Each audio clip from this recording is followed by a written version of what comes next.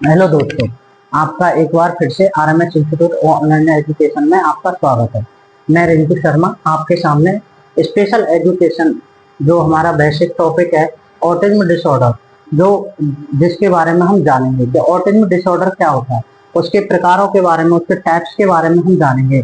Autism जो disorder होता है, ऑटिज्म एक ऐसा रोग है, ऑटिज्म एक ऐसा रोग है जो दिमाग को प्रभावित करता है, जो हमारे दिमाग को क्या करता है, प्रभावित करता है, जिसमें पीड़ित व्यक्ति के व्यवहार में बदलाव लाता है, जो पीड़ित व्यक्ति के व्यवहार में भी बदलाव लाता है।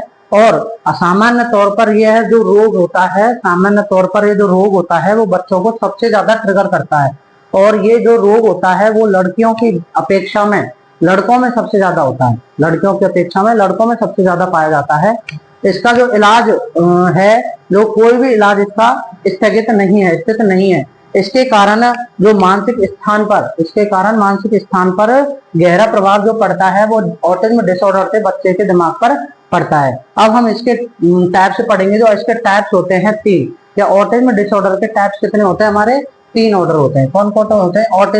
ऑटिस्टिक डिसऑर्डर पहला कौन सा होता है? Autistic disorder. दूसरा है एक्सपर्जर सिंड्रोम, तो दूसरा कौन सा है? Asperger syndrome. तीसरा है pervasive development disorder not otherwise specified. ये ऑटिज्म के प्रकार हैं जिसके बारे में हम एक एक करके हम पढ़ेंगे कि जो होता है वो क्या होता है, क्या नहीं होता है, उसके बारे में हम पढ़ेंगे। जो सबसे पहले हम पढ़ेंगे कि ऑटिस्टिक डिसऑर्डर क्या होता है। ऑटिस्टिक डिसऑर्डर होता है कि यह जो ऑटिस्टिक सिंड्रोम का सबसे गंभीर रूप माना जाता है। यह जो डिसऑर्डर है जो सबसे गंभीर रूप माना जाता है। और इसके कारण जो मस्तिष्क के विकास से संबंधित जो समस्याएं होती हैं, मस्तिष्क से जो संबंधित जो समस्याएं होती हैं, जिसके कारण दूसरे के साथ जो बच्चा होता है वो दूसरे के साथ में अधिक मेलजोल और उनके तरीके से सोचने में उसको दिक्कत आती है। बच्चे को दूसरे के साथ में मेलजोल करने में और उसके साथ बातचीत करने में उसको दिक्कत आती है, परेशानी आती है। नंबर 2 है हमारा एक्सपर्जर सिंड्रोम। ये जो हमारा डिसऑर्डर है, इसके बारे में हम जो इसके हल्के लक्षण उत्पन्न होते हैं। इसके बच्चे के यदि देखा जाए तो बच्चे में इसके लक्षण कम पाए जाते हैं, हल्के पाए जाते हैं। और इस स्थिति में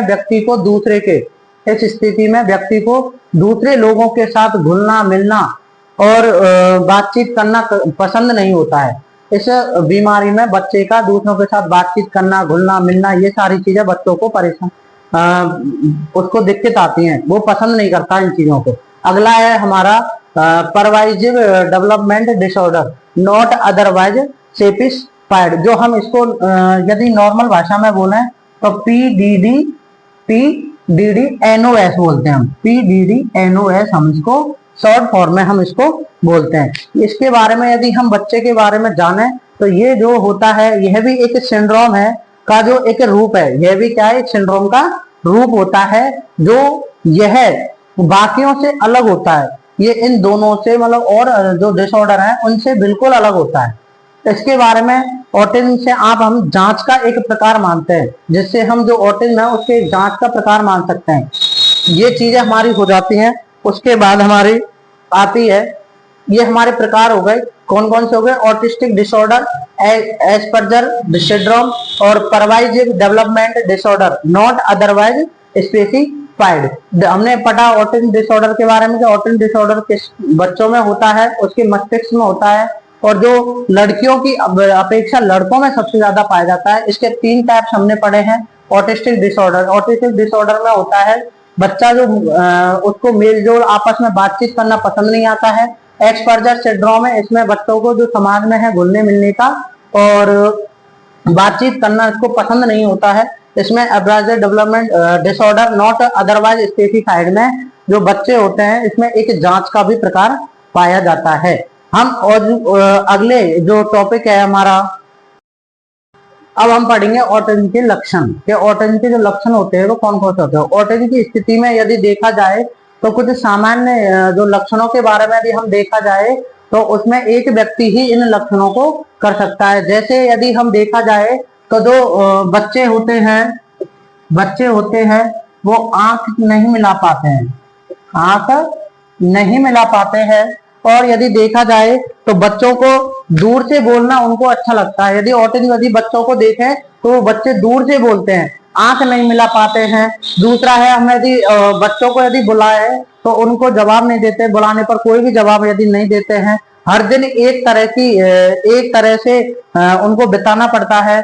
दूसरी चीज, यदि खुद को चोट लग जाए या नुकसान पहुंचाना, उनको जो ऑटिज्म जो बच्चे होते हैं वो खुद को चोट भी पहुंचा लेते हैं और दूसरों को नुकसान भी पहुंचा सकते हैं। दूसरी बात है, यदि हम एक ही शब्द, वो ऑटिज्म बच्चे होते हैं वो एक ही शब्द को बार बार जो दोहराते हैं, एक ही शब्द को बार बार दोहराते हैं। अकेला रहना उनको पसंद होता है। बच्चे आंख नहीं मिलाना पाते, हम एक बार फिर से रिपीट करेंगे, बच्चे आंख नहीं मिला पाते हैं, अकेला रहना उनको पसंद होता है और चोट लगा लेते हैं, अपने आप को नुकसान पहुंचा लेते हैं। तो ऐसे उनके बहुत लक्षण होते हैं। यदि हम उनके बारे में, बच्चों को देर से बोलना भी उनको पसंद है, अकेला नहीं रहता है, उनकी भावनाओं को समझने में भी हमें समस्या होती है, संपर्क और बातचीत करने में भी उनको कठिनाई होती है और बुलाने पर वो जवाब भी नहीं देते हैं। अकेला रहना उनको पसंद है। एक दिन में एक ही तरह से उनको बिताना पड़ता है। जैसे एक दिन आज जो उन्होंने जिस तरह से बिताया है उसी तरह से वो दूसरा दिन भी वो बिताएंगे। हम अगली आपके सामने नेक्स्ट वीडियो, कल हम आपके सामने नेक्स्ट वीडियो जिसमें हम ऑटिज्म के कारण पढ़ेंगे। Thank you so much.